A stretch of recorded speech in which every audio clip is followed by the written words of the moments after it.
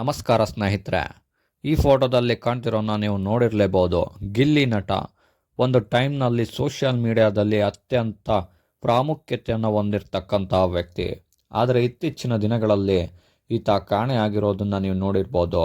ಕ್ವಾಟ್ಲಿ kitchen ಅನ್ನೋದನ್ನು ಬಿಟ್ಟರೆ ಬೇರೆ ಯಾವುದೇ ಸೋಷಿಯಲ್ ಮೀಡಿಯಾ ಪ್ಲ್ಯಾಟ್ಫಾರ್ಮ್ಗಳಲ್ಲಿ ಈತ ಕಾಣಿಸ್ಕೊಳ್ತಾ ಇಲ್ಲ. ಆದರೆ DKD ಎಂಬ ವೇದಿಕೆಯಲ್ಲಿ ಅತ್ಯದ್ಭುತವಾಗಿ ಕಾಮಿಡಿ, ಮಿಮಿಕ್ರಿ ಹಾಗೆ ಪಂಚ್ಗಳನ್ನು ನೀಡ್ತಾ ಇದ್ದಂತಹ ಗಿಲ್ಲಿ ನಟ ಈ ಕನ್ನಡದ ವಾಹಿನಿಯಲ್ಲಿ ಮಾತ್ರ TRPಗೋಸ್ಕರ ಇವನನ್ನು ಬಳಸ್ಕೊಂಡಿದ್ದನ್ನು ನಾವು ಕಾಣ್ಬೋದಾಗಿದೆ.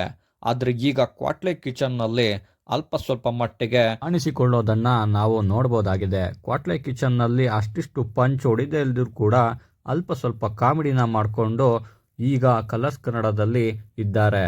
ಇದನ್ನು ಹೊರತುಪಡಿಸಿದ್ರೆ ಗಿಲ್ಲಿ ನಟನ ಇತರ ಯಾವುದೇ ಪಂಚ್ ಕಾಮಿಡಿಗಳಾಗಲಿ ಜನರಿಗೆ ಮುಟ್ತಾ ಇಲ್ಲ. ಮತ್ತೆ ಆ ಗಿಲ್ಲಿ ನಟನ ಪಂಚ್ಗಳೆಲ್ಲ ಮರುಕಳಿಸಿ ಜನರಿಗೆ ಹೆಚ್ಚು ಸಂತೋಷದಾಯಕ ಆಗಲಿ ಅನ್ನೋದು ನನ್ನದೊಂದು ಚಿಕ್ಕ ಆಶಯ.